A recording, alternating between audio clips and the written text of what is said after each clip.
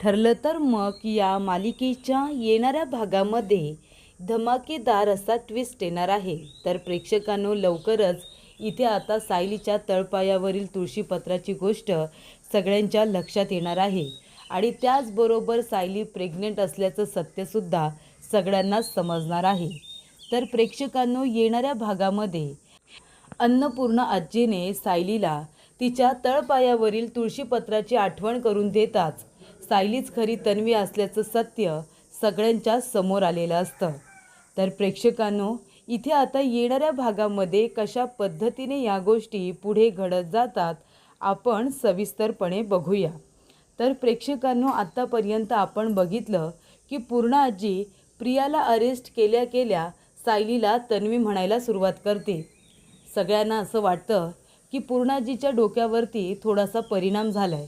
वयेच्या मानानुसार इथे आता प्रियाने ज्या पद्धतीने सुभेदार, किल्लेदार आणि इथे जवळजवळ सर्वच लोकांना ज्या पद्धतीने फसवलं आहे ना, तो धक्का इथे पूर्णाजीला सहन झाला नाही आणि तिच्या डोक्यावरती परिणाम झाला आहे असं सगळ्यांना वाटत असतं.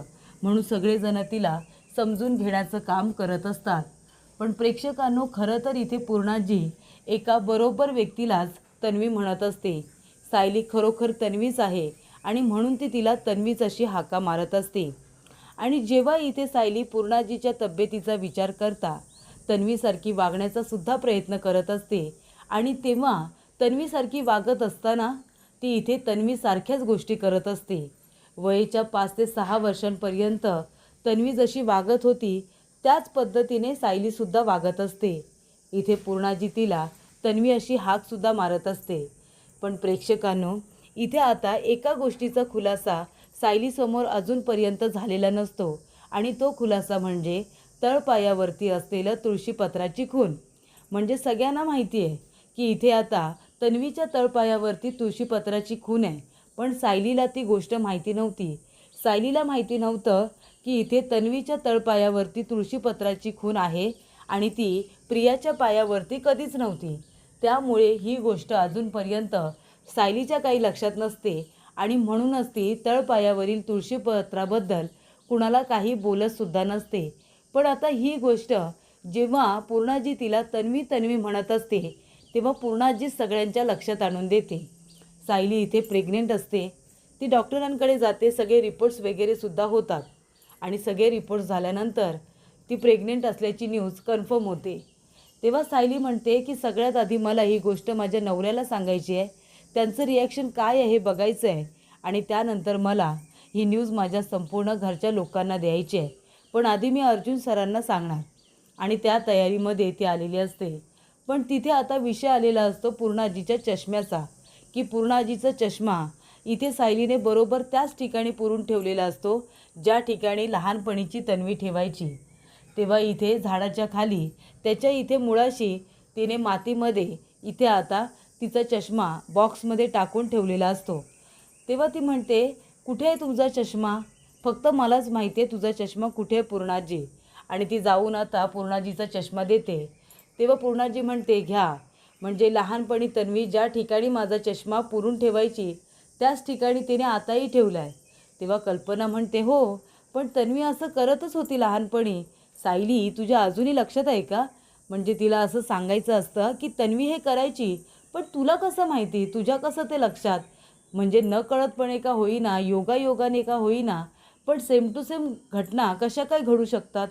म्हणजे तन्वी जेव्हा 5 वर्षाची होती तेव्हा तिने इथे चष्मा पुरून ठेवला होता आणि आता इतक्या 22 वर्षानंतरसुद्धा 23 वर्षानंतरसुद्धा इथे सायली त्याच ठिकाणी कसं काय बरं चष्मा लपवून ठेवू शकते, असा प्रश्न सगळ्यांना पडतच असतो. तेव्हा पूर्णाजी म्हणते, बघा, लहानपणी तन्वी इथेच माझा चष्मा पुरून ठेवायची. मला असं वाटतंय की माझ्यासमोर 5 वर्षाची तन्वी उभी आहे आत्तासुद्धा.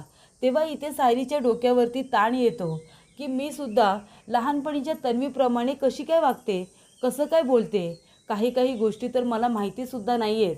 म्हणजे पूर्णाजीला इथे आता आंब्यापासून बनवलेला शिरा आवडतो, पण मग तो शिरा बनवल्यानंतर आंब्याच्या फोडीसुद्धा मी प्लेटमध्ये कशा काय सजवते, ही गोष्ट तर फक्त तन्वीला आणि घरच्या लोकांना माहिती होती. मला तर माहितीसुद्धा नव्हतं, पण मला ते आवडतं आंब्याच्या शिराच्या भोवती आंब्याच्या फोडी लावलेल्या मला आवडतात, पण ते पूर्णाजीला सुद्धा आवडत असेल हे मला माहिती नव्हतं. आणि तेव्हा प्रेक्षकांनो, इथे सायलीच्या डोक्यावरती आता ताण येतो. तिला वाटतं की मी तशीच्या तशी बरोबर तन्वीसारखी कशी काय वागते, आणि तिच्या डोक्यावरती ताण आल्यामुळे तिला चक्कर येते. आधीच ती प्रेग्नेंट असते, तिला चक्कर येत असते विकनेसमुळे, आणि त्याच्यामध्ये ती डोक्यावरती ताण घेते की मी तन्वीसारखी कशी काय वागू शकते, ती सुद्धा इतकी हुबेहूब. आणि तो ताण आल्यानंतर सायलीला चक्कर येते, ती चक्कर येऊन खाली पडते. तेव्हा अर्जुन तिला उचलतो आणि अर्जुन तिला आता हॉलमध्ये घेऊन येतो, सोफ्यावरती झोपवतो. तेव्हा इथे अर्जुनने सायलीला उचलून घेतल्यानंतर आहे ना, इथे पूर्णाजीला सायलीचा तळपाय दिसतो. तळपाय दिसल्यानंतर तिच्या तळपायावरती तुळशीपत्राची खून असते, पण आता मागच्या वेळेला पाय भाजल्यामुळे थोडीशी ती खून पुसट झालेली असते. आणि त्यानंतर इथे आता पूर्णाजी म्हणते की तळपायावरती तुळशीपत्राची खून होती, त्याबद्दलसुद्धा तिला विचारायला हवं. आणि मग काय, इथे आता सायलीला रूममध्ये आणल्यानंतर तिला पाणी वगैरे प्यायला देतात, तिची चौकशी करत असतात. आणि तेव्हा प्रेक्षकांनो, सायली म्हणते काळजी करू नका, मी ठीक आहे. कारण सगळेजण पॅनिक होतात ना. सायली म्हणते काय करू, मी अजून यांनासुद्धा काही सांगितलेलं नाही आहे, तर घरच्या लोकांना लगेच नको सांगायला. आधी अर्जुन सरांना सांगते आणि मग मी माझ्या जवळच्या माणसांना सांगते. असा विचार तिने केल्यामुळे ते आधी गप्पच बसलेले असते. आणि तेव्हा इथे अर्जुन सायलीला विचारत असतो की काय झालं सायली, तुला चक्कर येते, तुझं खाण्यापिण्याकडे लक्ष नाही आहे का, तुला इतका अशक्तपणा कसा काय आला. तेव्हा सायली म्हणते नाही, मी खाते वेळेवरती. तेव्हा इथे पूर्णाजी म्हणत असते की तिच्या खाण्यापिण्याकडे ना आता मी लक्ष देणार आहे. आणि तन्वी, लहानपणी तुला जे जे आवडणार आहे ना, ते सगळं मी तुझ्यासाठी आता बनवायला सांगणार आहे. तुला माझ्या हातचे जे पदार्थ आवडतात ना, आता वयाच्या मानाने मला त्या पद्धतीने ते करता येत नाही, पण सांगता तर नक्कीच येतात ना. मी तुला रेसिपीज सांगेन, कल्पनाला सांगेन, विमलला सांगेन, आणि मग तुम्ही मी सांगितलेले पदार्थ बनवा, तुम्हाला ते खूपच आवडतील. जुने जुने पारंपरिक पदार्थ जे पूर्णाजींची स्पेशालिटी आहे, ते पदार्थ आता पूर्णाजी सायलीला सगळे रेसिपीज वगैरे सांगत असते. कसं बनवायचं ते सुद्धा ती सांगत असते, पूर्ण कृती सांगत असते. आणि पूर्णाजी जे जे सांगत असते ते सायली ऐकून घेत असते ना, म्हणून इथे पूर्णाजीला सांगण्यामध्ये सुद्धा इंटरेस्ट असतो. आणि तेव्हा प्रेक्षकांनो, सायली त्यातला पदार्थ बनवायला जाते तर तिला उलटीसारखं वाटतं, तिला किचनमध्ये उभंसुद्धा राहत नाही. तेव्हा इथे पूर्णाजी म्हणते काय गं तन्वी, इतका कसला तुला थकवा आला आहे, सगळं काही ठीक आहे ना. तेव्हा तिला कोरड्या उलट्या वगैरे सतत होतच असतात. तेव्हा सगळ्यांना वाटत असतं की प्रेग्नेंट आहे, पित्त झालं आहे, ॲसिडिटी झाले, काय झाले तरी काय. सगळ्यांच्या मनामध्ये असंख्य प्रश्न असतात. आणि त्याच्यामध्ये पूर्णाजीने विचारलेला एकच प्रश्न, काय झालं तन्वी, तुला चक्कर येते का. पण मगाशी तुला चक्कर आल्यानंतर एक गोष्ट मी नोटीस केली, तुझ्या तळपायावरील तुळशीपत्राची खून कुठे आहे. तेव्हा ती म्हणते पूर्णाई, तुला कसं माहिती की माझ्या तळपायावरती तुळशीपत्राची खूण येते. तेव्हा पूर्णाजी म्हणते तन्वी, अगं बरी आहेस ना तू, तू तन्वी आहेस ना, तेच तर तुझं वेगळेपण आहे. अगं तुझ्या तळपायावरती आहे ना तुळशीपत्राची खूण आहे, देवाचा आशीर्वाद मिळाला आहे तुला. आणि ते सगळं सोडून तू म्हणतेस की तुला कसं माहिती. अगं मी तुझी आजी आहे ना, तुझा जन्म झाला तेव्हा मी तिथेच होते, आणि लहानपणापासून ते 5 ते 6 वर्षांपर्यंत मी तुला बघितलं आहे, माझ्या खांद्यावरती खेळवले. तुझ्या इथे कुठे कुठे जन्मखुण्या मला बरोबर माहिती आहे. तळपायावरती तुझ्या तुळशीपत्राची खूण होती, ती कुठे आहे. तेव्हा इथे आता जर तन्वीच्या तळपायावरती तुळशीपत्राची खूण होती तर मग ती माझ्याच आहे असा प्रश्न तिला पडलेला असतो.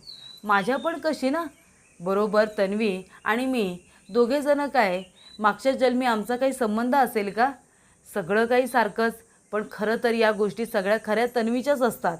तळपायावरती तुळशीपत्राची असलेली खूण, चष्मा लपवण्याची पद्धत, सगळ्यांची काळजी घेण्याची जी तिची धडपड असते ती. सायली हे सगळं करत असते, पण त्यांच्याबरोबर प्रत्येकाबरोबर तिचं एक पर्सनल नातं असतं, आणि ते सुद्धा ती अजूनपर्यंत जपण्याचा परिपूर्ण प्रयत्न करत असते. आणि तेव्हा ती म्हणत असते की माझ्या तळपायावरील तुळशीपत्राची खूण तर आहे, ही काय इथे.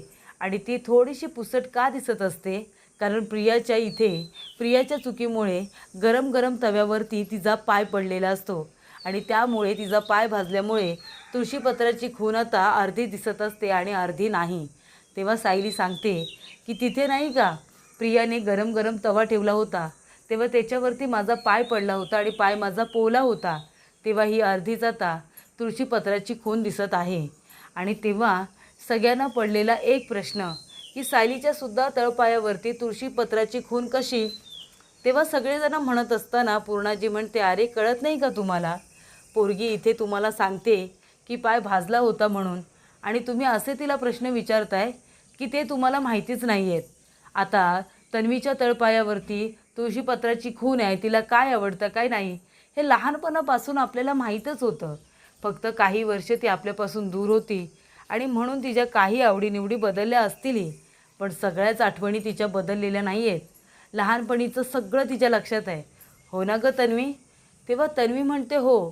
आणि तेव्हा प्रेक्षकांनो, सायलीला कळतच नसतं की इथे आता तन्वी तन्वी म्हणून नाटक करत असताना तिला सगळ्या गोष्टी आता आठवायला लागलेल्या असतात. तेव्हा प्रताप काका कल्पना म्हणत असतात की सायलीच्या तळपायावरती तुळशीपत्राची खून कशी. अर्जुनला तर खूप मोठा धक्का बसतो. त्याला आश्चर्य वाटत असतं की सायलीच्या तळपायावरती तुळशीपत्राची खून आहे, म्हणजे ही तर तन्वीची एकमेव खूप मोठी आठवण आहे, खूप मोठा पुरावा आहे. प्रियाच्या तळपायावरती तुळशीपत्राची खून कधीच नव्हती, पण ती खोटारडी तन्वी बनून इथे आली होती, पण तिच्या तळपायावरती खून कधीच नव्हती, ती माझ्याच होती. मग आता याचा अर्थ काय होतो? तर याचा अर्थ एकच होतो की सायलीला कळलेलं असतं की काहीतरी गडबड नक्की आहे, आणि मग तिला कळतं कदाचित मीच तर खरी तन्वी नाही आहे ना.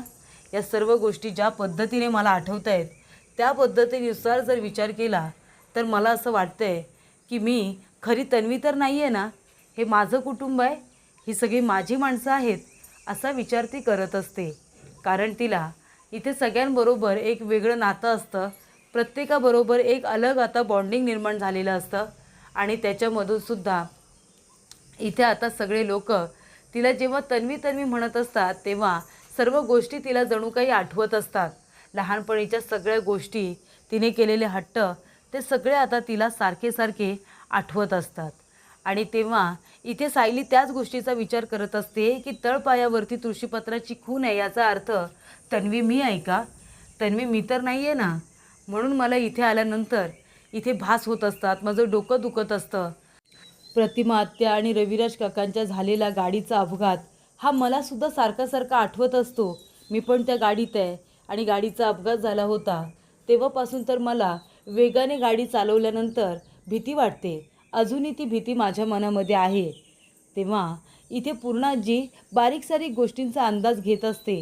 तिला सगळं कळलेलं असतं, ती काही वेडी नाही आहे. पूर्णाजीला कळलेलं असतं की एका आश्रमामध्ये 2 मुली वाढल्या.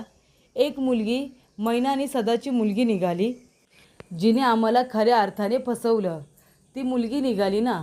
मग आता जी मुलगी माझ्या समोर उभी आहे ती तन्वी का नसू शकते? कारण का तिचे आई वडील कोण आहेत, कसलाही पत्ता लागलेला नाही आहे ना. मग ही तन्वी का नसू शकते? म्हणून इथे पूर्णाजी सायलीला तन्वी तन्वी करत असते. तेव्हा इथे तुळशीपत्राची खून बघितल्यानंतर अर्जुनच्या डोक्यातसुद्धा एक विचार आलेला असतो. अर्जुन म्हणतो की पूर्णाजी हिला तन्वी म्हणते आणि सायली वागतेसुद्धा लहानपणीच्या तन्वीसारखीच, बोलतेसुद्धा तिच्यासारखीच. मग आपण काय करूया? आता माझ्याकडे एकच पर्याय आहे. अर्जुन म्हणतो की मी सुद्धा आता आहे ना सायलीची DNA टेस्ट करतो, ते सुद्धा प्रतिमा आत्याबरोबर. पूर्णाजी जर इथे तिला तन्वी अशी हाक मारते म्हणजे नक्कीच तिच्या हाक मारण्यामध्ये काहीतरी सत्य आहे, आणि म्हणूनच पूर्णाजी मुद्दामूनच तिला तन्वी म्हणत असेल तर तेव्हा आपल्याला खरं खोटं करायचं असेल तर कुणालाही सध्या काहीही न सांगता इथे आता प्रतिमा आत्याची आणि सायलीची DNA टेस्ट केली पाहिजे. जर त्यांची DNA टेस्ट मॅच झाली तर सायली ही आता रविराज किल्लेदार यांची मुलगी आहे हे सगळ्यांच्या समोर येईल. त्यासाठी अर्जुनने सॅम्पल कलेक्ट केलेले असतात. दोघींचे सुद्धा सॅम्पल लॅबमध्ये दिलेले असतात आणि दुसऱ्या दिवसापर्यंत आता रिपोर्ट येणार असतो. तेव्हा रिपोर्ट आणण्यासाठी सुद्धा अर्जुन स्वतः गेलेला असतो. आणि तेव्हा प्रेक्षकांनो, DNA टेस्टचे रिपोर्ट आल्यानंतर सायली हीच खरी तन्वी आहे, रविराज किल्लेदार आणि प्रतिमा किल्लेदार यांची मुलगी आहे, या गोष्टीचा खुलासा सगळ्यांच्या समोर झालेला असतो. तर अशा रीतीने प्रेक्षकांनो, पूर्णाजीने इथे आता तळपायावरील तुळशीपत्राची गोष्ट करताच इथे सायलीच्या तळपायावरती तुळशीपत्र आहे आणि त्यामुळे तीच खरी तन्वी आहे हे सुद्धा सगळ्यांना समजलेलं असतं.